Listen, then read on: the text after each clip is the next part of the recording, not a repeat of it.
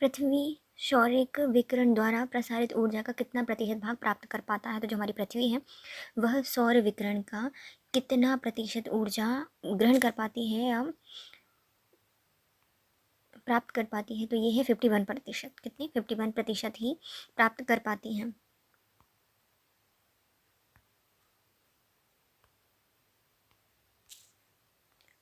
सामान्य ताप वाले स्थान को मिलाने वाली रेखा को क्या कहते हैं? तो जो सामान्य ताप वाली रेखा होती है उनको मिलाने वाली रेखा को कहा जाता है समताप रेखा। समताप रेखा भूमंडल पर ताप के क्षैतिज विकिरण को प्रदर्शित करने के लिए समताप रेखाओं का प्रयोग किया जाता है। सातवीं पंचवर्षीय योजना कब लागू की गई थी? जो सातवीं पंचवर्षीय योजना है उसको लागू किया गया था 1985 से 1990। 1985 से 1990 में सातवीं पंचवर्षीय योजना को लागू किया गया था। सातवीं पंचवर्षीय योजना खाद्यान्नों की वृद्धि से, रोजगार के क्षेत्र का विस्तार करने से एवं उत्पादन को बढ़ाने से संबंधित, मतलब सबको साथ लेकर चलेगी। खाद्यान्न वृद्धि करेगी, रोजगार के क्षेत्र का विस्तार करेगी, उत्पादन को बढ़ाएगी। और इसकी अध्यक्षता राजीव के द्वारा की गई थी और जिसकी जो उपाध्यक्ष वह मनमोहन सिंह थे। इसका विकास लक्ष्य कितना था? 44.4% इसमें विकास लक्ष्य रखा गया था, लेकिन 3.24 ही इसमें प्राप्त किया गया था। 3.24 प्राप्त किया गया था। इनसाइडर ट्रेडिंग किससे संबंधित है? जो इनसाइडर ट्रेडिंग है इसका संबंध है हमारी शेयर बाजार से। किससे संबंधित है? शेयर बाजार से संबंधित है इनसाइडर ट्रेडिंग। इसका संबंध है शेयर बाजार से संबंधित है इनसाइडर ट्रेडिंग। यह एक अवैध प्रथा होती है जो कि कंपनी के मैनेजमेंट से जुड़ी हुई व्यक्तियों को द्वारा अपने फ़ायदे के लिए की जाती है। जो इनसाइडर ट्रेडिंग होती है क्या होती है? अवैध प्रक्रिया है, मैनेजमेंट के द्वारा उनसे जुड़े हुए व्यक्तियों के द्वारा की जाती है, उनके फ़ायदे के लिए की जाती है। इससे व्यक्तित्व कंपनी, ये व्यक्तिगत कंपनी होती है, उसकी गोपनीय जानकारी द्वारा शेयर खरीदकर और बेचकर लाभ कमाया जाता है। जो व्यक्तिगत कंपनी होती है इसकी गोपनीय जानकारी के द्वारा क्या किया जाता है? उनको खरीदा और बेचा जाता है शेयर को और लाभ कमाया जाता है। वित्त आयोग के प्रथम अध्यक्ष कौन थे? तो वित्त आयोग के प्रथम अध्यक्ष थे केशी नियोगी। केशी नियोगी जी वित्त आयोग के पहले अध्यक्ष थे। वित्त आयोग का गठन किया गया था 1957 में किया गया था। इसके प्रथम अध्यक्ष बने थे केसी योगी, मतलब नियोगी जी। अभी वर्तमान में 15वां वित्त आयोग चल रहा है और यह हर 5 वर्ष में गठित किया जाता है। केंद्रीय मंत्रिमंडल ने 22 नवंबर 2017 को 15वें वित्त आयोग के गठन को मंजूरी दी है और इसके अध्यक्ष कौन है? NK सिंह हैं।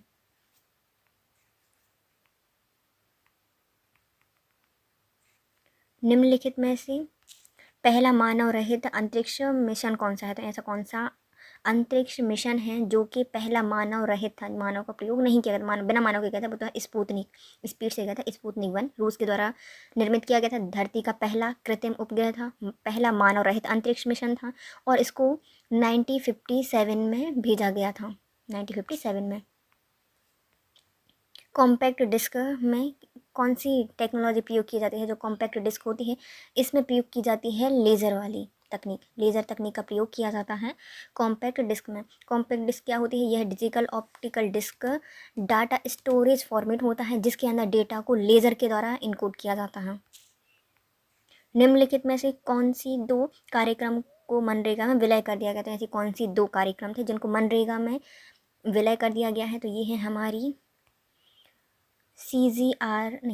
SGRY और NFFWP को मनरेगा के तहत विलय कर दिया गया था। तो SGRY का फुल फॉर्म क्या होता है? संपूर्ण ग्रामीण रोजगार योजना, संपूर्ण ग्रामीण रोजगार योजना। और NFFWP का फुल फॉर्म होता है राष्ट्रीय काम के बदले अनाज योजना। तो राष्ट्रीय काम के बदले अनाज योजना को दोनों को बंद करके इसके स्थान पर राष्ट्रीय रोजगार गारंटी योजना मतलब मनरेगा को लाया गया था। बलुआ पत्थर एक परतदार चट्टान है क्योंकि यह क्या है? तो जो बलुआ पत्थर होता है, बलुआ पत्थर, वह क्या है? एक परतदार चट्टान है और यह एक आग पानी के नीचे बनती है। नहीं, क्या है इसका ऑप्शन? ये कैसे दिया? क्योंकि ये क्या है? ये पानी के नीचे बनती है, इसलिए ये क्या होती है? परतदार चट्टान होती है। आग्नेय चट्टान हवा और पानी की वजह से परत जमने लगती हैं। इन्हीं ही अवसादी चट्टान या फिर परतदार चट्टानें कहा जाता है। इनके उदाहरण कौन से होते हैं? बलुआ पत्थर, चूना पत्थर, डोलोमाइट, सेल चट्टानें और लिग्नाइट। ये सब क्या होती हैं? बलुआ पत्थर या फिर परतदार चट्टानों के उदाहरण हैं। गारो खासी जयंतिया के लोग कहाँ पाए जाते हैं? जो गारो खासी जयंतिया हैं ये पहाड़ियों के नाम है, ये पाए जाते हैं हमारे मेघालय में। कहाँ पर? मेघालय में। मेघालय में आदिवासी समुदाय पूरे क्षेत्र में बिखरे हुए हैं। लगभग 2 नामों से इनको जाना जाता है। मेघालय की जो जनजाति हैं उनमें सबसे प्रमुख हैं गारो खासी जयंतिया।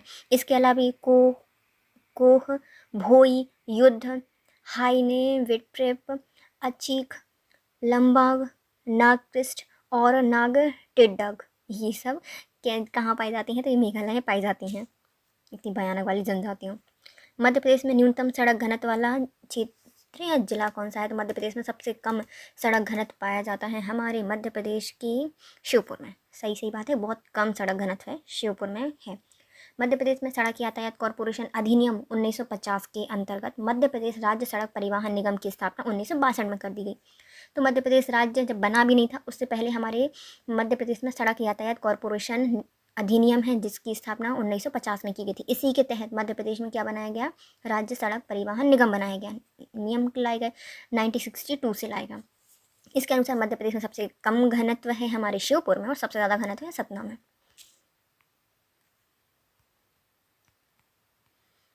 मध्य प्रदेश से गुजरने वाला सबसे छोटा नेशनल हाईवे कौन सा है? तो मध्य प्रदेश में जो गुजरने वाला सबसे छोटा नेशनल हाईवे है उसका नाम है NS 339। NS 339B सबसे छोटा नेशनल हाईवे है और यह सिर्फ 9 किलोमीटर तक का है। सबसे लंबा कौन है? NS 3 है सबसे लंबा, जो कि कितने हैं? 719 किलोमीटर का हो गया है, 719.4 किलोमीटर तक का है। श्वेत क्रांति किससे संबंधित है? श्वेत क्रांति का संबंध है दूध उत्पादन से। तो मध्य प्रदेश में दूध उत्पादन जो प्रोजेक्ट है श्वेत क्रांति को स्टार्ट किया गया था 1970 में। इसको लाया गया था ऑपरेशन फ्लड नाम से और इसके जो जनक थे उनका नाम है वर्गीस कुरियन। इसी के तहत जो NDDB है नेशनल डेयरी विकास बोर्ड, इसके तहत पूरा डाटा शुरू किया गया था और वो ही इसको सुरक्षित रखती है। अंतर्राष्ट्रीय मक्का एवं गेहूं वृद्धि केंद्र कहाँ पर स्थापित किया है? तो जो अंतर्राष्ट्रीय गेहूं और मक्का केंद्र है उसको स्थापित किया गया है हमारे मैक्सिको में। मैक्सिको में ही सबसे ज़्यादा गेहूं और मक्का होता है, तो मैक्सिकन मक्का आती ना, वही भुट्टे, मैक्सिकन भुट्टे, तो वहीं पर स्थापित किया गया है। अंतर्राष्ट्रीय जैव विविधता का कार्यालय इटली के रोम में है। जैव विविधता का देखा जाए तो कहाँ पर है? रोम में स्थापित किया गया है। अंतर्राष्ट्रीय चावल अनुसंधान फिलीपींस में है, मनीला फिलीपींस में। और अंतर्राष्ट्रीय जो मक्का और गेहूं का अनुसंधान है वो है मैक्सिको में। प्रसिद्ध कास्ट शिल्प मध्य प्रदेश के किस क्षेत्र में पाया जाता है? तो जो कास्ट शिल्प है वह मध्य प्रदेश के पाए जाते हैं बैतूल में। फालतू बातें मत करो, कास्ट शिल्प की बात करो। तो कास्ट शिल्प पाया जाता है बैतूल में, प्राचीन काल से पाया जाता है। यहाँ पर गाड़ी के पहिए, घरों के दरवाजे, मुखौटे आदि बनाए जाते हैं। यहीं के जो क्षेत्र के ज़िले हैं जैसे कि मंडला, बैतूल, होशंगाबाद, धार, झाबुआ ज़िले में भी जो जनजाति पाई जाती हैं वो भी कास्ट शिल्प की परंपराएं को आगे बढ़ा रही हैं। कौन कौन से? मंडला, बैतूल, होशंगाबाद, झाबुआ, धार और बैतूल। दिवासा चित्रकला किस क्षेत्र से संबंधित है? दिवासा चित्रकला है वो है हमारे मालवा से संबंधित है। माल आ जाएंगे तो रोज़ दिवाली है, तो मालवा में मनाई जाती है दिवासा चित्रकला। भारत में लौह अयस्क किस क्रम की शैल में पाए जाते हैं? जो लौह अयस्क हैं वह मध्य प्रदेश की किन शैल चट्टानों में पाए जाते हैं? तो ये मिलते हैं हमारे मध्य प्रदेश के धारवाड़ चट्टान, पूरे भारत में धारवाड़ चट्टानों में मिलता है लौह अयस्क, क्योंकि लोहे से बनती है धारदार तलवार। धारवाड़ क्रम में गुड़प्पा क्रम की आग्नेय चट्टानों से होता है। लौह अयस्क उत्पादन मध्य प्रदेश चौथे स्थान पर है, तो हमारे यहाँ सिर्फ मध्य प्रदेश का स्थान है चौथा। कंदरिया महादेव मंदिर अवस्थित है, तो कंदरिया महादेव स्थित है हमारे खजुराहो में। खजुराहो कहाँ पर है? तो खजुराहो है हमारे छतरपुर में। किन के द्वारा करवाया गया था इनका निर्माण? तो इनका निर्माण करवाया गया था चंदेल शासकों के द्वारा। जीवाणुओं की खोज किसके द्वारा की गई है? तो जीवाणु की खोज की थी हमारे लोवेनहुक के द्वारा, वॉन लोवेनहुक के द्वारा जीवाणु की खोज की गई थी। कब की गई थी? 1676 में। पेसमेकर निम्नलिखित में से किस नाम से जाना जाता है? तो पेसमेकर का प्रयोग तो पहली बात तो हार्ट की गतिविधियों को मेजर करने के लिए किया जाता है और इसका निर्माण किया, मतलब इसको नाम से जाना जाता है SP नोड के नाम से जाना जाता है पेसमेकर एक छोटी सी डिवाइस होती है जिसका वजन सिर्फ 5 से 35 ग्राम होता है। यह डिवाइस हृदय की मांसपेशियों में इलेक्ट्रिक इम्पल्स भेजती है जिससे आर्टिफिशियल हार्ट बीट बनती है और यह हार्ट रेट सामान्य करने में सहयोगी होता है पेसमेकर। दूध का अपेक्षित घनत्व ज्ञात किया जाता है। जो दूध है उसका अपेक्षित घनत्व कैसे ज्ञात किया जाता है? लैक्टोमीटर से ज्ञात किया जाता है, लैक्टोमीटर से। भारतीय संविधान के 2 सदनों की संयुक्त बैठक किससे संबंधित होती है? जो संविधान में भारतीय संविधान में संयुक्त बैठक का प्रावधान किया गया है, यह किससे संबंधित है? तो यह साधारण विधेयक में ही सिर्फ संभव हो सकता है। साधारण विधेयक है तो ही संयुक्त बैठक बुलाई जाएगी। और संयुक्त बैठक बुलाने का जो प्रावधान है वह हमारे भारतीय संविधान के अनुच्छेद 108 के आई में दिया गया है। और इस विधेयक में या जो संयुक्त बैठक होती है इसकी अध्यक्षता करते हैं लोकसभा के अध्यक्ष। और कब आयोजित की जाती है? जब लोकसभा और राज्यसभा किसी प्रस्ताव को लेकर मतभेद होता है तब राष्ट्रपति संयुक्त बैठक बुलाने का प्रस्ताव पर चर्चा करवाते हैं। निम्नलिखित में कौन सा शब्द 1975 में प्रस्तावना में शामिल नहीं किया गया था? कौन सा शब्द 1975 में जो प्रस्तावना में संशोधन हुए थे उसमें शामिल नहीं किया गया था? तो ये थी हमारी अखंडता। बंधुत्व, समता और संप्रभुता जोड़ी गई थी। बंधुत्व, संप्रभुता और समानता जोड़ी गई थी लेकिन अखंडता नहीं जोड़ी गई थी। 1975 में भारतीय संविधान की प्रस्तावना में अखंडता शब्द नहीं जोड़ा गया था। एक ही बार संशोधन हुआ है प्रस्तावना में। वो कौन सा संशोधन था? 42वां संविधान संशोधन। प्राणहिता निम्नलिखित में से किसकी सहायक नदी है? तो जो प्राणहिता है यह हमारे मध्य प्रदेश की 2 नदियों के संगम से बनती है। और ये सहायक नदी है गोदावरी की, जो कि कहाँ से निकलती है? महाराष्ट्र के त्रंबकेश्वर से निकलती है। दक्षिण भारत की सबसे लंबी नदी है। और गोदावरी की सहायक नदी है पूर्णा, प्राणहिता, पेनगंगा और वर्धा, इंद्रावती, मंजीरा और पुरूरा। भारत भवन कितने वर्ग में है? तो जो भारत भवन है उसमें कितने वर्ग हैं? तो भारत भवन में है कुल 6 वर्ग। 6 वर्ग हैं, 6 दिशाओं से 6 वर्ग बनाए गए हैं। नाबार्ड क्या है?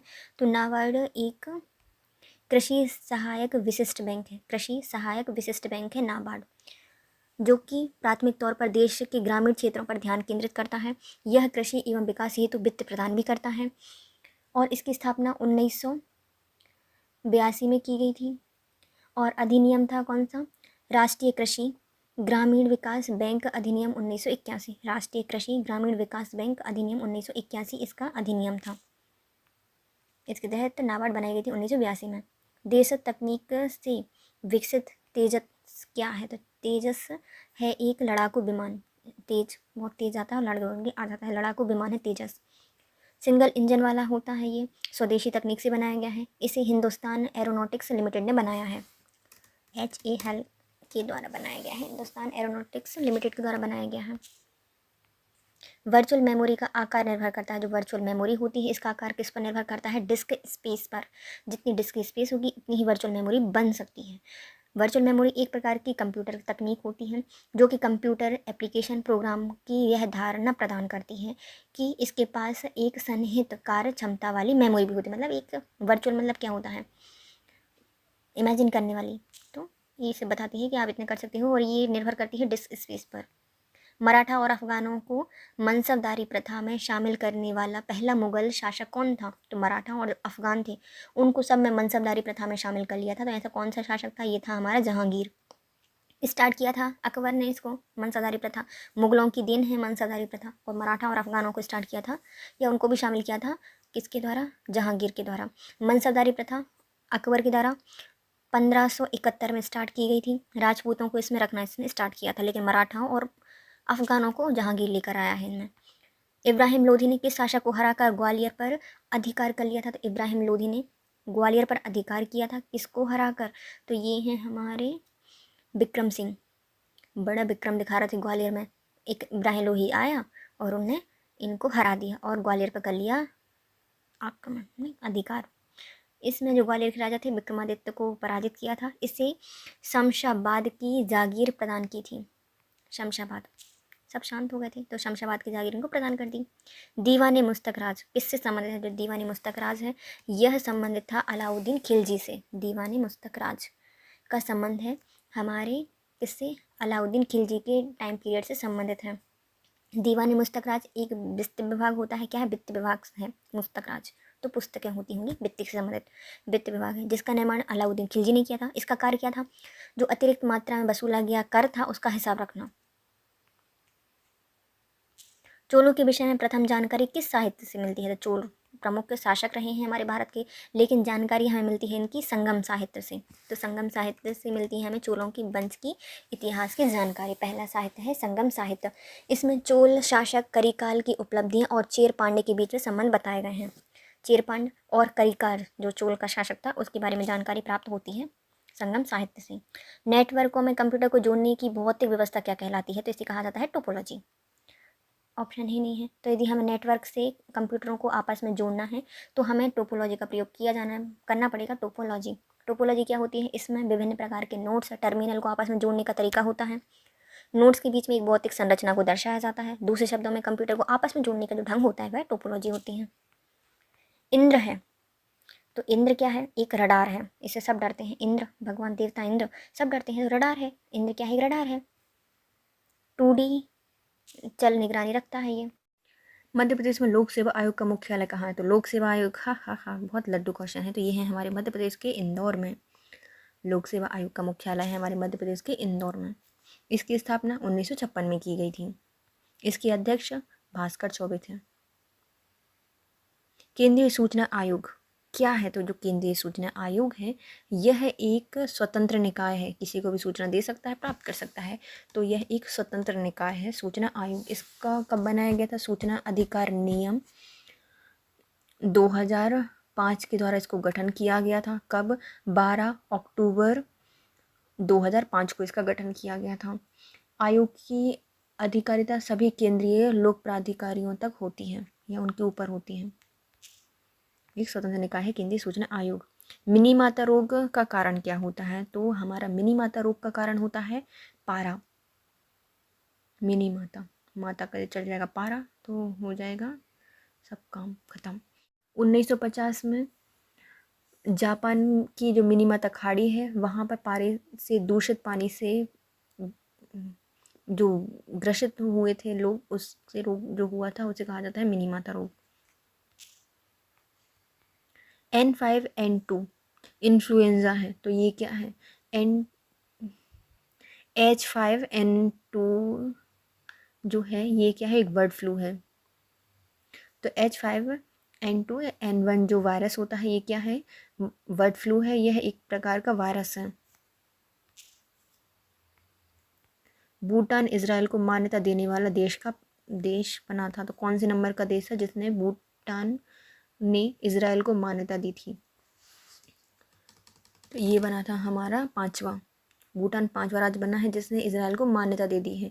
इससे पहले संयुक्त अरब अमीरात, बहरीन, सूडान और मोरक्को ने मान्यता दे दी है। तो भूटान बन गया है इजराइल को मान्यता देने वाला 5वां। इससे पहले कौन दे दिया है? UAE के द्वारा दी गई है, बहरीन ने दे दी है, सूडान ने दे दी है और मोरक्को ने दे दी है। किस केंद्रीय प्रदेश में डॉक्टर क्लाइगर्नर एम करुणानिधि जलपान ब्रेकफास्ट योजना को प्रारंभ किया गया है? तो इसको स्टार्ट किया गया होगा हमारे पुदुचेरी में। कहाँ पर? पुदुचेरी में स्टार्ट किया गया। करुणानिधि वहीं से संबंधित है, साउथ से। तो पुदुचेरी की जो कांग्रेस सरकार है इसने गुरुवार को दिव्यांग जो अध्यक्ष थे एम करुणानिधि उनके नाम पर स्कूली छात्रों के लिए निःशुल्क जलपान योजना स्टार्ट की है। किनको? तो जो निःशुल्क जलपान योजना है बच्चों के लिए, स्कूली छात्रों के लिए स्टार्ट की गई है। डॉक्टर करैगनल एम करुणानिधि जलपान ब्रेकफास्ट योजना है पुदुचेरी में। राष्ट्रीय ऊर्जा संरक्षण दिवस कब मनाया जाता है? तो पूरे राष्ट्र की ऊर्जा को संरक्षित करना है तो हम बनाएंगे इसके लिए 14 दिसंबर को मनाई जाती है राष्ट्रीय ऊर्जा संरक्षण दिवस। 14 दिसंबर। तो यह ऊर्जा दक्षता और संरक्षण में भारत की उपलब्धियों को प्रदर्शित करने के उद्देश्य से मनाई जाती है। ऊर्जा दक्षता ब्यूरो के द्वारा BEE के द्वारा इसको मनाया जाता है प्रतिवर्ष 14 दिसंबर को राष्ट्रीय ऊर्जा संरक्षण दिवस। देश का पहला गणतंत्र वैशाली में किसके द्वारा स्थापित किया गया था? तो पहला देश का पहला ऐसा जनपद जो कि गणतंत्र था वो था वैशाली। इसको किसके द्वारा स्थापित किया गया था? इसको स्थापित किया गया था लिच्छवियों के द्वारा। लिच्छवियों के द्वारा इसको स्थापित किया गया था।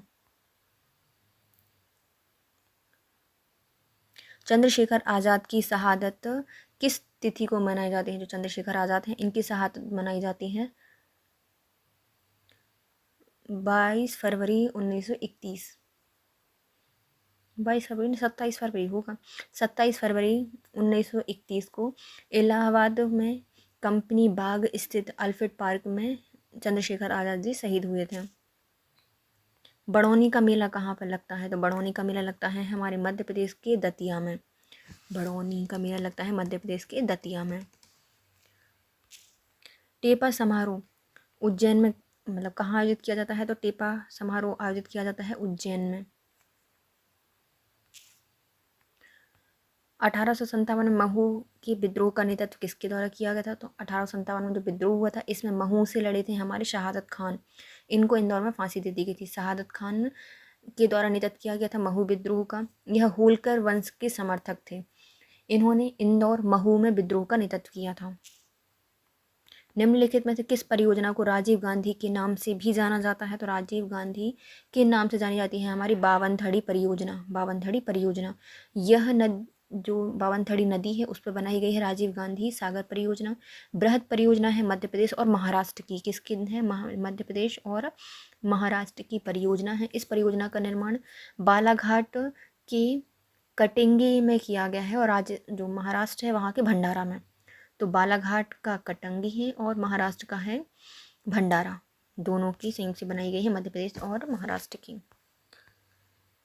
एमपी का सबसे बड़ा कोयला क्षेत्र कौन सा है? तो मध्य प्रदेश का सबसे बड़ा कोयला क्षेत्र है सोहागपुर। बड़ा सा है सोहागपुर कोयला क्षेत्र है मध्य प्रदेश का सबसे बड़ा। यहाँ पर 4142 स्क्वायर किलोमीटर क्षेत्र फैला हुआ है। इसके अंतर्गत झिलमिल, सोनाहर, कोरिया कोयला क्षेत्र आते हैं। इसका क्षेत्र शहडोल और अनूपपुर में स्थित है। NH-44 की लंबाई मध्य प्रदेश में कितनी है? तो जो NH-44 है इसकी लंबाई मध्य प्रदेश में है 540 किलोमीटर। 540 किलोमीटर मध्य प्रदेश में है। और भारत का सबसे बड़ा नेशनल हाईवे है 44 नेशनल हाईवे। यह उत्तर से मतलब जो श्रीनगर है वहाँ से जाता है, दक्षिण में कन्याकुमारी तक जाता है। और दूसरे जो टोटल इसकी लंबाई है वो है 3745 किलोमीटर और मध्य प्रदेश में आती है 540 या 504 किलोमीटर। इल्तुतमिश ने बिहार में अपना सूबेदार नियुक्त किया था। तो इल्तुतमिश के द्वारा बिहार में एक सूबेदार नियुक्त किया गया था। इसका नाम था डी मलिक जानी। तो मलिक जानी नियुक्त किया गया था इल्तुतमिश के द्वारा बिहार में सूबेदार। मतलब बाहर आ जाते थे लोगों की जानी सुनने की, याद है ना। इल्तुतमिश ने तिलियागढ़ के समीप निजामुद्दीन अय्याज को पराजित किया था और मलिक जानी को नया गवर्नर बनाया था। तो कहाँ पर? तेलियागढ़ी। तो तेलियागढ़ी के समीप निजामुद्दीन अय्याज को पराजित किया था और वहाँ पर मलिक जानी को नियुक्त किया था। गायत्री मंत्र का उल्लेख इसमें दिया गया है। गायत्री मंत्र दिया गया है ऋग्वेद में 3रे मंडल में दिया गया है, जहाँ पर जो ये गायत्री मंत्र है यह सरिता या सूर्य को समर्पित मंत्र है। इंकलाब जिंदाबाद का नारा किसके द्वारा दिया गया था? जो इंकलाब जिंदाबाद का नारा है वह भगत सिंह के द्वारा दिया गया था, भगत सिंह। लेकिन लिखा किसके द्वारा है? तो यह मौलाना हजरत मोहानी जी के द्वारा लिखा गया है, लेकिन लोकप्रिय बना है भगत सिंह ने। लिखा किसने है? मौलाना हजरत मोहानी जी ने। बुद्ध चरित्र के लेखक कौन है? तो बुद्ध चरित्र के लेखक हैं हमारे अश्वघोष। यह कनिष्क के शासनकाल में लिखी गई है। बुद्ध चरित्र किसके का शासनकाल में लिखी गई है? कनिष्क के शासनकाल में लिखी गई है और यह बौद्ध ग्रंथ का महाकाव्य है, अश्वघोष के द्वारा लिखी गई है। राजीव गांधी खेल रत्न पुरस्कार के अंतर्गत कितनी राशि दी जाती है? जो राजीव गांधी खेल रत्न पुरस्कार है इसके अंतर्गत दी जाती है 25 लाख रुपए की राशि। 25 लाख रुपए की राशि। इसको 1991 से 1992 में शुरुआत की गई थी। सबसे बड़ा खेल पुरस्कार है राजीव गांधी रत्न पुरस्कार। पहल पत्रिका का प्रकाशन किस स्थल से होता है? तो मध्य प्रदेश में जो पहल पत्रिका है इसका प्रकाशन किया जाता है जबलपुर से। जब तुम पहल करोगे तब तो कुछ होगा, तो पहल पत्रिका जबलपुर से निकाली जाती है। हिंदी पत्रिका है, इसकी शुरुआत आपातकाल के समय की गई थी और जबलपुर के जो ज्ञान रंजन है इसके संपादक रहे हैं। तो पहल कौन करता है? तो ज्ञानी लोग करते हैं। तो ज्ञान रंजन जी के द्वारा इसका प्रकाशन किया गया था। हर्यक वंश के संस्थापक कौन है? तो हर्यक वंश के संस्थापक रहे हैं बिंबिसार। सारे बिंब का सार है हर्यक वंश। इसकी स्थापना 544 BC में की गई थी मगध में। हर्यक वंश किसके द्वारा? बिंबिसार के द्वारा। निम्नलिखित में किस मशहूर मलयालम कवि और गीतकार का हाल ही में निधन हो गया है? तो मशहूर गीतकार और कवि रहे हैं मलयालम और इनका निधन हो गया है। इनका नाम है अनिल पानाचूरन। दूध को मथने पर क्रीम अलग हो जाती है, इसका क्या कारण है? दूध को मथने पर उससे क्रीम अलग हो जाती है, तो ये है अपकेंद्रीय बल के कारण। किसके कारण हो जाती है? अपकेंद्रीय बल के कारण। अखिल भारतीय शतरंज महासंघ के नए अध्यक्ष कौन बने हैं? तो अखिल भारतीय शतरंज महासंघ के नए अध्यक्ष बने हैं अजय पटेल। अजय पटेल को अखिल भारतीय शतरंज महासंघ का अध्यक्ष बनाया गया है। निम्नलिखित में से किस राज्य सरकार ने बर्ड फ्लू के बढ़ते प्रकोप को देखते हुए इसे आपदा घोषित कर दिया है? तो किस राज्य सरकार के द्वारा बर्ड फ्लू को एक राष्ट्रीय आपदा घोषित किया है? तो ये है केरल। केरल में बहुत सारे वायरस फैलते हैं, तो बर्ड फ्लू फैला है केरल में और इसको राष्ट्रीय आपदा घोषित कर दिया है।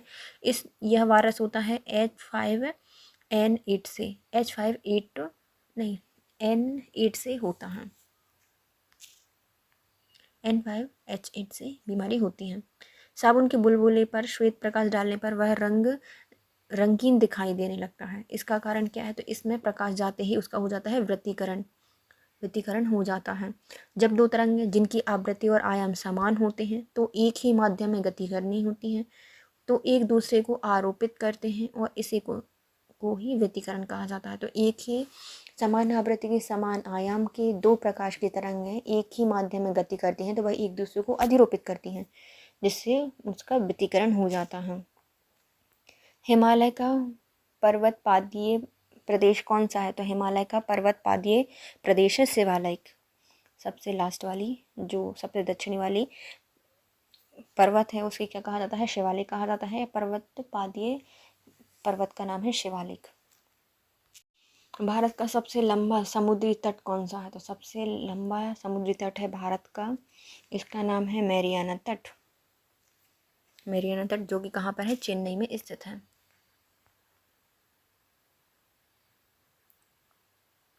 रानी अवंतीबाई की अंगरक्षिका का नाम क्या था? जो रानी अवंतीबाई हैं उनकी अंगरक्षिका का नाम था गिरधारी बाई।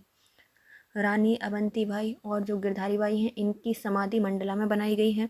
1857 की क्रांति में अवंतीबाई के साथ जो गिरधारी बाई हैं इन्होंने अंग्रेजों से युद्ध करते हुए शहीद हुई थी। झंडा सत्याग्रह कब हुआ था? तो झंडा सत्याग्रह जबलपुर में आयोजित किया गया था और मार्च 1923 में। मार्च 1923 में इसको आयोजित किया गया था। 8 मार्च 1923 को जबलपुर में नगर पालिका भवन पर झंडा फहराने के कारण यह स्टार्ट हुआ था। तो इसमें सुंदरलाल, सुमित्रा कोई चौहान और राथुना मोदी जी ने अहम भूमिका निभाई थी। निम्नलिखित में से महाराष्ट्र का बाघ किसे कहा जाता है? तो महाराष्ट्र का बाघ है तात्या टोपे जी को कहा जाता है। 1857 की क्रांति में भाग लिया था और इनकी समाधि है शिवपुरी में। साल्ट लेक सिटी कहाँ पर अवस्थित है? तो साल्ट लेक सिटी है हमारे कोलकाता में। हुगली बंदरगाह भी कोलकाता में स्थित है, हुगली नदी के तट पर। सर्वाधिक तटीय अपरदन होता है, तो तटीय अपरदन होगा, तट पर क्या आती हैं? लहरें आती हैं, तो लहरों से सबसे ज़्यादा तटीय अपरदन होता है। जंगल सत्याग्रह निम्नलिखित में किस क्षेत्र से संबंधित है? जंगल सत्याग्रह मध्य प्रदेश में जगह जगह आयोजित किया गया था और बैतूल इसका प्रमुख केंद्र रहा था। बैतूल में हुआ था। घोड़ा डोंगरी आदिवासियों के द्वारा किया गया था। घोड़ा डोंगरी जंगल सत्याग्रह कहा जाता है, 1930 में हुआ था, वो भी बैतूल में। यहाँ पर DP मिश्रा और लाल वाजपेयी जी ने नेतृत्व किया था।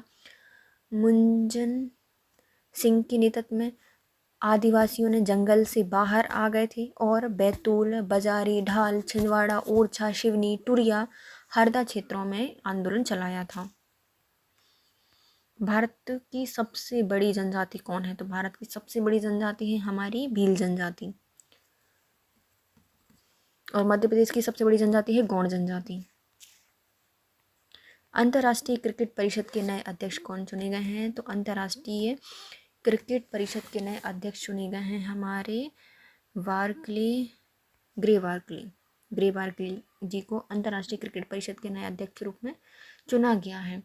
ग्रे जी न्यूजीलैंड को आईसीसी का नया अध्यक्ष चुना गया है। कहाँ से हैं ये? न्यूजीलैंड से हैं और यह शशांक मनोहर जी की जगह लेंगे।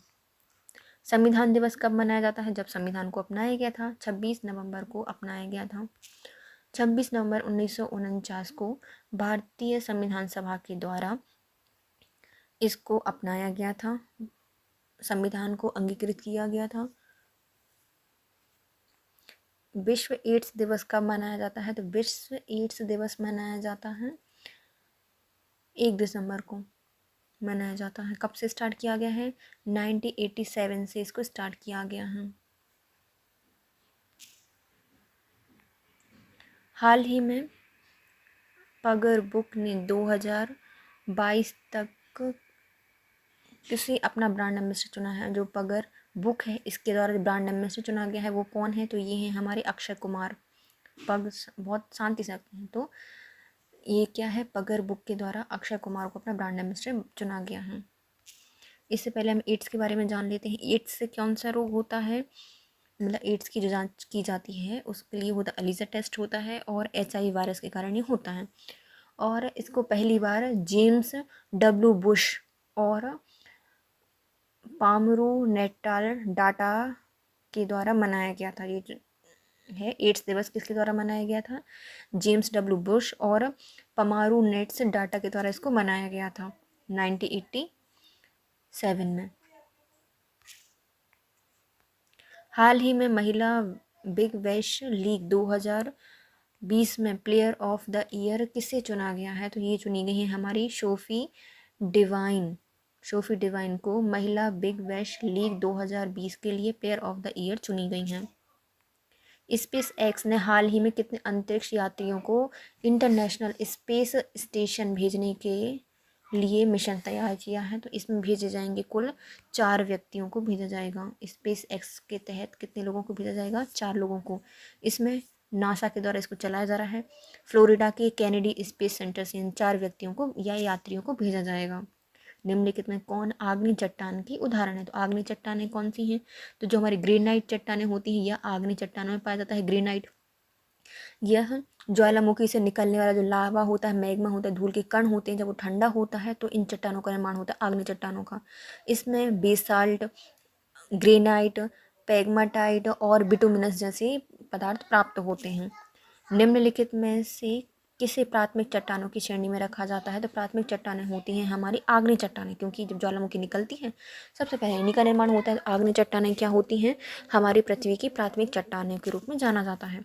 भारत की पहली खनिज नीति कब घोषित की गई थी?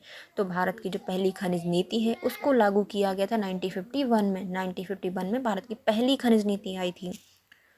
बेलाडिला जो खनन है वह किससे जानी जाती है, प्रसिद्ध क्यों है? तो हमारी जो बेलाडीला की खदान है वह फेमस है हमारे भारत में लौह अयस्क के लिए। बेलाडीला प्रमुख है लौह अयस्क के लिए। 64 योगिनी मंदिर कहाँ पर बनाया गया है? तो 64 योगिनी मंदिर है हमारे मध्य प्रदेश के खजुराहो में। 64 योगिनी मंदिर है मध्य प्रदेश के खजुराहो में। यह जो चंदेल शासक थे उनके द्वारा इनका निर्माण कराया गया था। भरतकूप कहाँ पर है? तो भरतकूप हमारे मध्य प्रदेश के चित्रकूट में है। चित्रकूट में जहाँ पर राम जी, लक्ष्मण जी, सीता जी ने वनवास बिताया था। माता अनसुईया जी की भी कुटिया वहीं पर है, तो वहीं पर भरहुत या भरतकूप स्थित है। बुंदेलखंड के जयदेव किसे कहा जाता है? तो बुंदेलखंड के जयदेव के नाम से बुलाया जाता है हमारे ईश्वरी जी की। और ईश्वरी की फागें फेमस है मध्य प्रदेश में, तो ईश्वरी की फागें फेमस है और ईश्वरी जी हमारे बुंदेलखंड के जयदेव कहे जाते हैं। भारत भवन के वास्तुकार कौन थे? तो चार्ल्स कोरिया रहे हैं हमारे भारत भवन के वास्तुकार। और भारत भवन में कितने वर्ग हैं? तो 6 वर्ग हैं और ये हमारे मध्य प्रदेश के भोपाल में स्थित है। हम होंगे कामयाब किसकी रचना है? तो हम होंगे कामयाब ये बहुत गाया है हमने बचपन में और ये लिखा है गिरजा कुमार माथुर जी के द्वारा। गिरजा कुमार माथुर जी के द्वारा लिखा गया है हम होंगे कामयाब। यह मध्य प्रदेश के गुना से संबंधित है। गिरजा गुना से संबंधित है और उनकी मृत्यु दिल्ली में हुई थी। मध्य प्रदेश हाई कोर्ट के प्रमुख न्यायाधीश कौन है? तो मध्य प्रदेश के जो हाई कोर्ट है इसके मुख्य न्यायाधीश हैं हमारे मोहम्मद रफ़ीक जी थे। मोहम्मद रफ़ीक जी थे, लेकिन अब चेंज हो गए, मलिमत जी हैं। ईवीएम का प्रयोग भारतीय चुनाव में कब से प्रारंभ हुआ था? तो वो हमारे जो ईवीएम है, इलेक्शन वोटिंग मशीन इसको कहा जाता है ईवीएम। इसको 1982 में सबसे पहले स्टार्ट किया गया था। 1982 में इसकी शुरुआत की गई थी ईवीएम की। और कहाँ से? जो केरल की पारूर विधानसभा है वहाँ से, निर्वाचन क्षेत्र से। मध्य प्रदेश पंचायती राज अधिनियम 1993 का प्रथम संशोधन कब किया गया था? जब हमारे मध्य प्रदेश पंचायती राज अधिनियम है 1993, इसका संशोधन सबसे पहले किया गया था 27 सितंबर 1994 में। मतलब 93 में आया, 94 में हम इसको संशोधित कर दिया। तो 73वां संविधान संशोधन 1992 के माध्यम से पंचायती राज संस्थानों को संवैधानिक दर्जा दिया गया था। और इसको संशोधित कब किया गया है? 27 सितंबर 1994 में इसको संशोधित किया गया था। आला खंड किस युद्ध से संबंधित है? जो आला खंड है यह हमारे महोबा के युद्ध से संबंधित है। आला खंड महोबा का युद्ध, आलाउदल की कहानियाँ लिखी गई हैं। और ये किसके द्वारा लिखी गई हैं? आला खंड जागनिक जी के द्वारा लिखा गया है। बुंदेलखंड में जो आलाउदल थे उनकी 52 लड़ाइयों का वर्णन इसमें किया गया है। महोबा वंश का युद्ध था। पालखेड़ा का युद्ध कब हुआ था? तो पालखेड़ा का युद्ध है यह बाजीराव के समय हुआ था। और 1728 में पालखेड़ा का युद्ध हुआ था। 1728 में बाजीराव ने किया था और इसमें हैदराबाद के निज़ाम को पराजित किया था। नटराज की जो कांस्य मूर्ति है वह किस वंश से संबंधित है? तो अच्छी पुरानी मूर्तियों को ले जाता है, चोर ले जाते हैं चुरा के, तो चोलों के संबंधित है। नटराज की कांस्य मूर्ति चोलों से संबंधित है। कन्नौज की लड़ाई किस युद्ध या किस वर्ष लड़ी गई थी? जो कन्नौज की लड़ाई है वह कब लड़ी गई थी? तो कन्नौज की लड़ाई लड़ी गई थी 1540 में। 1540 में कन्नौज की लड़ाई या युद्ध लड़ा गया था। ब्रिटेन की रानी एलिजाबेथ प्रथम किसके समकालीन है? तो जो ब्रिटेन की रानी है एलिजाबेथ प्रथम, यह हमारे भारत में अकबर के समकालीन रही हैं। इसी के समय जो ईस्ट इंडिया कंपनी थी उसका गठन किया गया था। इन्हीं ने मान्यता दी थी रानी एलिजाबेथ प्रथम ने। और उसी के द्वारा वो भारत में शासन करने या व्यापार करने आए थे अकबर के समय। 1909 में इंडियन काउंसिल एक्ट ने व्यवस्था की थी। किसकी व्यवस्था की थी इंडियन काउंसिल एक्ट के द्वारा? तो इसमें व्यवस्था की गई थी हमारे सांप्रदायिक प्रतिनिधित्व का। तो 1909 में सबसे पहले सांप्रदायिक पंचायत आया था या प्रतिनिधित्व किया गया था। किसके द्वारा? माल्य मिंटो सुधार भी इसको कहा जाता है, इस अधिनियम को। अध्यक्षात्मक शासन व्यवस्था का उदय सर्वप्रथम कहाँ पर हुआ था? जो अध्यक्षात्मक शासन व्यवस्था है इसको स्टार्ट किया गया था अमेरिका में। अमेरिका हमेशा बड़ा बना के बैठा ना, हमेशा अध्यक्ष बनता है। तो अध्यक्षात्मक जो शासन व्यवस्था है वह अमेरिका में सबसे पहले उदय हुआ था। भारत में मानव अधिकार संरक्षण अधिनियम कब लागू किया गया था? तो मानव के अधिकारों को संरक्षण करने के लिए मानव अधिकार संरक्षण अधिनियम सबसे पहले लाया गया था 1993 में। 1993 में आया था मानव अधिकार संरक्षण अधिनियम 1993 में। मानव अधिकारों के संरक्षण के लिए राष्ट्रीय मानव अधिकार आयोग का गठन किया गया था। राज्य मानव आयोग का गठन किया गया और इसमें मानव का जो अधिकार न्यायालय का भी गठन किया गया था। किस संविधान संशोधन द्वारा संपत्ति का अधिकार समाप्त किया गया था? तो संविधान में जो संपत्ति का अधिकार था वह मौलिक अधिकार था, लेकिन उसको मौलिक अधिकार हटा दिया गया है। तो किसके द्वारा हटाया गया था? इसके लिए लाया गया था हमारा 44वां संविधान संशोधन 1976 में ये आया था। और जो हमारा संपत्ति का अधिनियम है वह 19(1) के F में था, फाइनेंस से संबंधित था। इसको वहाँ से हटाया और 31(1) को भी वहाँ से हटा दिया गया। दोनों ही संशोधन किए गए थे हमारे 44वें संविधान संशोधन 1976 में। कंदरिया महादेव मंदिर किस शासन से संबंधित है? जो कंदरिया महादेव मंदिर है कहाँ? खजुराहो में है। और खजुराहो के सारे मंदिरों को निर्माण करवाया है चंदेल शासकों ने, लेकिन इसमें आया है राजा का नाम। तो राजा है हमारे कौन? विद्याधर। कंदरिया महादेव मंदिर किसके द्वारा बनवाया गया है? विद्याधर के द्वारा बनवाया गया है। थापा चित्रकला किस क्षेत्र से संबंधित है? तो हमारे यहाँ पे थापा बनते हैं मध्य प्रदेश के निमाड़ में। थापा चित्रकला कहाँ से संबंधित है? निमाड़ से संबंधित है और यह दिवाली के समय बनाई जाती हैं। बाघ की गुफाओं की संख्या कितनी है? तो बाघ की गुफाएं हैं हमारे मध्य प्रदेश के धार में और इनकी कुल संख्या है 9। बाघ की संख्या कितनी है? 9 है। इसको 1818 में डेंजर फील्ड के द्वारा खोजा गया था। डेंजर फील्ड ने बाघ की गुफाओं की खोज की थी।